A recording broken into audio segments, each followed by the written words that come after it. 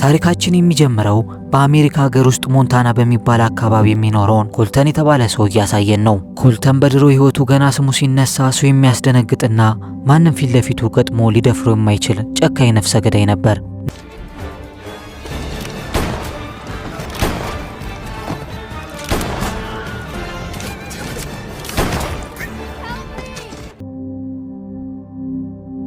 ነገር ግን ሩት የምትባል መልካም ሴትን ካገባ በኋላ እሷ በሰጠችው ፍቅር ምክንያት ያንን የድሮ መጥፎ ማንነቱን ሙሉ በሙሉ ትቶ ቤተሰቡን የሚንከባከብ መልካም አባት ሆኗል።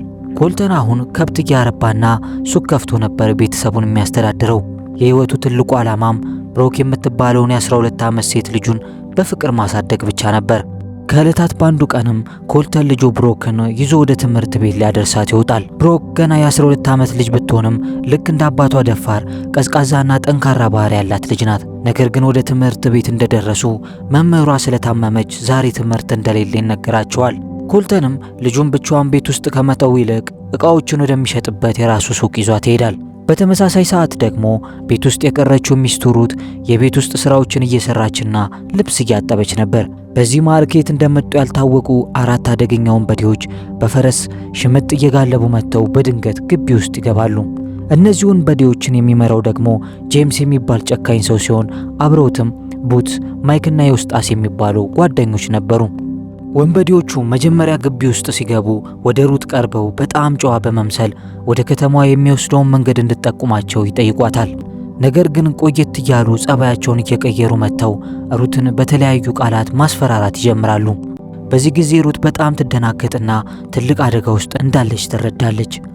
ወዲያውኑም ራሷን ለማዳን እየሮጠች ወደ ፈረሶች ማደሪያ ውስጥ ትገባለች። ነገር ግን ወንበዴዎቹ እግር በእግር ተከታትለው ይዟትና ጾታዊ ጥቃት ይፈጽሙባት ጀመር። በዚህ ጊዜ የሩት የድረሱልኝ ጩኸት አካባቢውን ያናውጧል። በዚህ መሃል ግን የወንበዴዎቹ መሪ ጄምስ በፈረስ ኮርቻው ላይ ኮልተን የሚል ስም በጉልህ ተጽፎ ያያል። ይህን ሲመለከትም ይህች ሴት የማን ሚስት እንደሆነች ወዲያውኑ ተረዳ። የኮልተንን ስም ሲሰሙ የጄምስ ጓደኞችን በከፍተኛ ፍርሃት ሰውነታቸው መንቀጥቀጥ ይጀምራል። ምክንያቱም የኮልተን የድሮ ማንነት ምን ያህል ጨካኝ እንደነበር ጠንቅቀው ስለሚያውቁ። ሩትም ለወንበዴዎቹ እናንተ አውሬዎች አሁን ገና ተሳሳታችሁ፣ ተኝቶ የነበረውን ሰይጣን ቀስቅሳችሁታል። ኮልተን ሲመጣ እያንዳንዳችሁን እንደሚፈጃችሁ አልገባላችኋለሁ ትላችኋለች። ነገር ግን የወንበዴዎቹ መሪ ጄምስ ምንም የፈራ አይመስልም። ጭራሽ ጓደኞቹን አበረታቶ ሩትን ደፍሮ ሳይበቃቸው በአሰቃቂ ሁኔታ ገድለዋል። አካባቢውን ጥለው በፍጥነት ይሰወራሉ።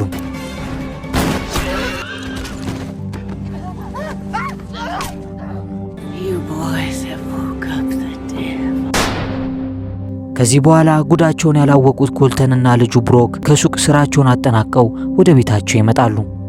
ነገር ግን ወደ ግቢያቸው ሲደርሱ በሚያዩት ነገር ግራ ተጋቡ። ምክንያቱም ቤታቸው በበርካታ የፖሊስ ፈረሶች ተከቦ ስለነበር ነው። ከሸሪፎቹ መካከል አንደኛው ማርሻልም ወደ እነ ኮልተን ይመጣል።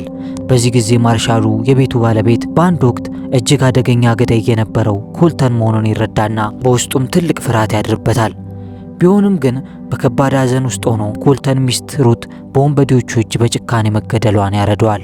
ኮልትም ይህን ያልጠበቀውን ዜና ሲሰማ ባለበት ፈዞ ይቀራል። ግን ምንም ማድረግ አይችልምና ሐዘኑን ውጦ በነጋታው የሚወዳት ሚስቱን በራሱ እጅ ቆፍሮ ይቀብራታል። በዚህ የለቅሶና የሐዘን ወቅት የኮልተን የቅርብ ጓደኛ የሆነው ፖሊሱ ፍራንክ በአንድ ነገር ይገረማል። እሱም የ12 ዓመቷ ትንሿ ልጅ ብሮክ እናቷ ስትቀበር እንኳን ምንም አይነት የሐዘንና የእንባ ስሜት አለማሳየቷ ነበር። ፍራንክ ወደ ልጅቷ ቀስ ብሎ ይጠጋና ልጄ፣ አባትሽ ኮልተን ከእናታችሁ ጋር ከመጋባቱ በፊት ሀገር የሚፈራው ነፍሰ ገዳይ ነበር። አሁን ግን ያንን ሁሉ ታሪኩን ትቶ ነጋዴ በመሆን እንዲህ ሰላማዊ አባት ሲሆን እውነትም አስደናቂ ነገር ነው ይላታል። መሸት ሲልም ፖሊሱ ፍራንክ ለኮልተን ሩትን የገደሏት ወንበዴዎችን እንደሚያውቃቸው፣ ነገር ግን የገዳዮቹን ቡድን ስም ለመንገር ፍቃደኛ እንዳልሆነ ይነግረዋል። ምክንያቱም ኮልተን በገዛ እጁ በቀል ውስጥ ገብቶ ሌላ ደም እንዲያፈስ አይፈልግምና። ከዚያም እባከን ተረጋጋ፣ እኛ ራሳችን ከፖሊሶቹ ጋር ሆነን ወንጀለኞቹን ሕግ ፊት እናቀርባቸዋለን በማለት ቃል ይገባለታል። ነገሩ ግን በዚህ አላበቃም። ኮልተን ወደ ጋጣው ውስጥ ሲገባ የባለቤቱን የሩትን አስከሬንና ወንበዴዎቹ በሚስቱ ደም ጽፎለት የሄዱትን የማስፈራሪያ መልእክት ያገኛል። ግን ይህንን ሲያይ በውስጡ ተኝቶ የነበረው የድሮ ጨካኝ ማንነቱ ሙሉ በሙሉ ይቀሰቀሳል። ፖሊሶቹን ፈልገው እስከሚያገኟቸው ድረስ ከመቀመጥ ይልቅ በገዛ እጁ ለመበቀል ይወስናል። ከዚያም ወደ 12 ዓመት ሴት ልጁ ብሮክ ጋር ሄዶ ለሚያደርገው የጦርነት ጉዞ አብረው እንድትሰለፍ ይጋብዛታል።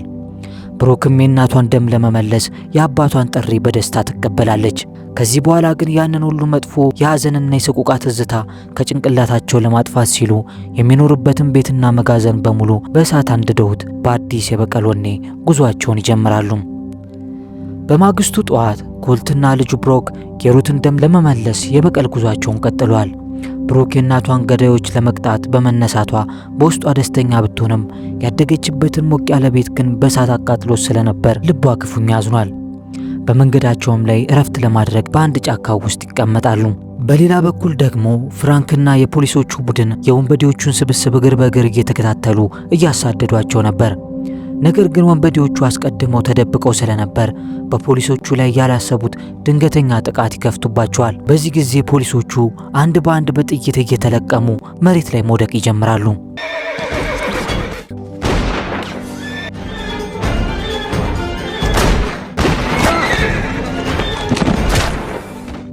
ፍራንክ ራሱን ለመከላከል በጀግንነት ቢዋጋም የጄምስ ሰዎች ግን ጥቃቱን ፈጽመው ወደ ኋላ መፈግፈግ ይጀምራሉ። ከዚህ ፍልሚያ በኋላ የወንበዴዎቹ መሪ ጄምስ በከፍተኛ ንዴት ውስጥ ሆኖ የቡድኑ አባልን ቡትስ መጀመሪያ ላይ አለቃቸውን ሳገለው ለምን ሸሸ እያለ በጥፊ ያላጓል። ይሁን እንጂ ሌሎቹ የቡድኑ አባላት ከፖሊሶቹ በላይ ሌላ ትልቅ ሲኦል እንደሚጠብቃቸው ያውቃሉ። እሱም አሁን እያንዳንዳቸውን አድኖ ለመጨረስ በቁጣ እየተከተላቸው ያለውን የአስፈሪ ኮልተንና ልጁ ብሮክ ለጥቂት ጊዜ በጫካው ውስጥ ካረፉ በኋላ ከርቀት የጥይት ድምጽ ይሰማሉ። በዚህ ጊዜ ኮልተን ልጁን ከተኛችበት ይቀሰቅስና ጥይቱን ወደ ሰሙበት አቅጣጫ በፍጥነት መገስገስ ይጀምራሉ። ከዚያም መንገዳቸው መሃል አንድ ሰው በፈረስ እየመጣ ይመለከታሉ። ኮልተንም የዚያን ሰው ፈረስ ለመቀማት ያስብና ልጁ ብሮክን መንገድ ላይ ቆማ እንድታለቅስ የፈረሰኛውንም ትኩረት እንድትሰርቅ ያዛታል። ብሮክ ግን መጀመሪያ ላይ ማልቀስ ቢከብዳትም በኋላ ግን በግድም ቢሆን አስመስላ የአባቷን ትዕዛዝ ትፈጽማለች። በዚህ መሃል በወንበዴዎቹ የተጠቃው ፍራንክ ከተኩሱ የተረፉ ፖሊሶቹን ይዞ ሲሸሽ ከኮልተን ጋር ይገናኛሉ። ኮልተንም ለቆሰሉት ፖሊሶች የሕክምና እርዳታ ያደርግላቸውና በእልህ ተሞልቶ ለፍራንክ እምልልሃለሁ የባለቤቴን ገዳዮች እበቀላቸዋለሁ፣ እኔን ለማስቆም ጣልቃ የሚገባ ካለ ፖሊሶችንም ጭምር ቢሆን እገድላቸዋለሁ ይለዋል። በዚህ ጊዜ ፍራንክ ኮልተን ጓደኞቹን እንዳይገድልበት በመስጋት ዋናው ወንበዴ ጄምስ የተባለው ሰው መሆኑንና በአሁኑ ሰዓት ከ3 ረዳቶቹ ጋር ሆኖ በሜክሲኮ ድንበር ላይ ወደምትገኘው ሳንታ ሮሳ ከተማ እየተጓዘ መሆኑን ይነግረዋል። ይህንን መረጃን ካገኘ በኋላ ኮልት መሳሪያዎችንና የፍራንክን ፈረስ ቀምቶ ከልጁ ጋር መንገዱን ይቀጥላል። በሌላ በኩል ደግሞ የጄምስ ወንበዴዎች ስብስብ ወደ መሸሸጊያ አካባቢያቸው ይደርሳሉ። እዚያም በአጋጣሚ ሰዎች ደብቀው ያስቀመጡትን በርካታ የሜክሲኮ ሀገር ገንዘብ ያገኛሉ። ገንዘቡ የአሜሪካ ዶላር ባለመሆኑ መጀመሪያ ላይ በጣም ቢበሳጩም ጄምስ ግን ሜክሲኮ ከተማ ከገቡ በኋላ በዚህ ገንዘብ ትልቅ ባለሀብት እንደሚሆኑ ሲነግራቸው ይረጋጋሉ። ጄምስ ጨካኙ ኮልተን እያደናቸው መሆኑን ስለሚያውቅ አስቀድሞ እቅድ እያዘጋጀ ነው። ከዚያም ሜክሲኮ ሀገር ውስጥ ወደምትገኘው ሳንታ ሮሳ ከተማ ሲገቡ ኮልተን በድንገት ደርሶ እንዳያጠቃቸው ስለሰጋ ኤውስጣስ የተባለውን ጓደኛውን የከተማዋ መግቢያ በር ላይ ሆኖ በንቃት እንዲጠብቅ ያዘዋል። ወደ ኮልትና ልጁ ብሮክ ስንመለስ ደግሞ ጓደኛው ፍራንክ ስለ እርሱ የተናገረውን ነገር ለልጁ እውነት መሆኑን ያረጋግጥላታል። ከልጅነቱ ጀምሮ ሕይወቱ በጣም መከራ የበዛበት ስለነበር አልቅሶም ሆነ ስቆ አያውቅም። ነገር ግን እናቷ ሩትን ካገባ በኋላ ሙሉ በሙሉ ተለውጦ መልካም ሰው መሆኑንና በሕይወቱ ደስተኛ እየሆነ መምጣት መጀመሩን፣ ነገር ግን እነዚያ አውሬዎች መጥተው ደስታውን እንደቀሙት ይነግራታል። ይህ የኮልተን ባህሪም ወደ ልጁ ስለተላለፈ እናቷ በዓይኗ ፊት ራሱ ስትቀበር እያየች ምንም አላለቀሰችም። ግን እነዚያ እናቷን የገደሉባትን ጨካኝ ወንበዴዎች በገዛ እጇ ለመበቀል ለራሷ ቃል ገብታለች። ከዚህ በኋላ ኮልት ለልጁ ጠመንጃ እንደሚተኩስ ማስተማር ይጀምራል። ነገር ግን መሳሪያው በጣም ስለሚከብዳት ብሮክ በትንሽ ሽጉጥ መለማመር ትጀምራለች። በመጨረሻም የተሰጣትን ኢላማ ሁሉ አንድ ባንድ እየመታች የተዋጣላት ተኳሽ ትሆናለች። በሌላ በኩል ደግሞ በከተማው ውስጥ ጠብቅ ተብሎ እንቅልፉን ሲለጥጥ ያደረው ኤውስጣስ ወደ መሪያቸው ጄምስ ጋር ሄዶ ጓደኞቹ ማይክና ቡትስ ሆቴል ውስጥ ተኝተው አድረው እሱ ግን ብቻውን ሌሊቱን ብርድ እየጠጣ ማደሩን እያነሳ ጄምስን ይወቅሷል። ጄምስ ግን ነገሩን ወደ ጎኑ በመተው ኮልተን በእርግጠኝነት እኛን ፍለጋ ስለሚመጣ ሁላችሁም ለጥቃት ተዘጋጁ ይላቸዋል። በዚህ መሃል ኮልትና ብሮክ ረጅሙን መንገድ ተጉዘው ወደ ሳንታ ሮሳ ከተማ ይደርሳሉ። ግን የጄምስ የወንበዴዎች ቡድን ከተማው ውስጥ በንቃት እየጠበቃቸው መሆኑን ስለተረዱ ኮልት ልጁን ቀድማ ወደ ከተማው እንድትገባና ጠላቶቻቸው የት ቦታ እንዳሉ በጥንቃቄ መረጃ እንድትሰበስብ ይልካታል። ብሮክም የአባቷን ትዕዛዝ ተቀብላ ብቻዋን ወደ ከተማዋ ትገባለች። በአንድ ትንሽ ሱቅ ውስጥም ገብታ ያገኘችውን ሰው ስለነ ጄምስ ሰዎች መረጃ ትጠይቀዋለች። ነገር ግን ጥያቄዋን ጨርሳ ከሱቁ ስትወጣ ማንም ያልገመተው አደጋ ያጋጥማታል።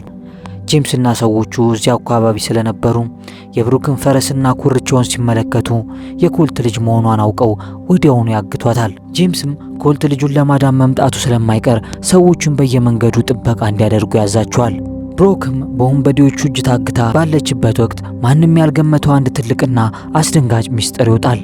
ይህ ጄምስ የተባለው የወንበዴዎቹ መሪ ከዓመታት በፊት በኮልት እጅ በጥይት ተመቶ የተገደለው የአንድ ሀገር ያስቸገረ ሌባ ልጅ ሆኖ ይገኛል።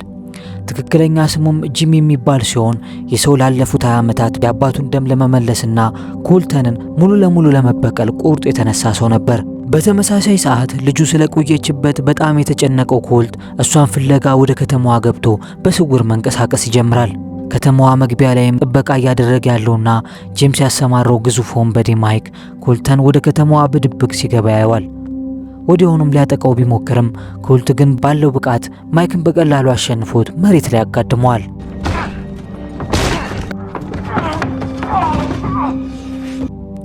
ማይክ ከተሸነፈ በኋላ ሌላው የወንበዴ ቡድን አባል ቡትስ ከኮልት ጋር ፊት ለፊት ይገናኛል። በመካከላቸውም በጣም ከባድና አስፈሪ የተኩስ ልውውጥ ይካሄዳል። ኮልት ከጥይት ለማምለጥ በአንድ ቦታ በፍጥነት ይደበቃል። ፍልሚያውም ይበልጥ እየጠበቀ ይሄድና ቡትስ መሳሪያውን አቀባብሎ ኮልት የተደበቀበትን ቦታ ፍለጋ ይጀምራል።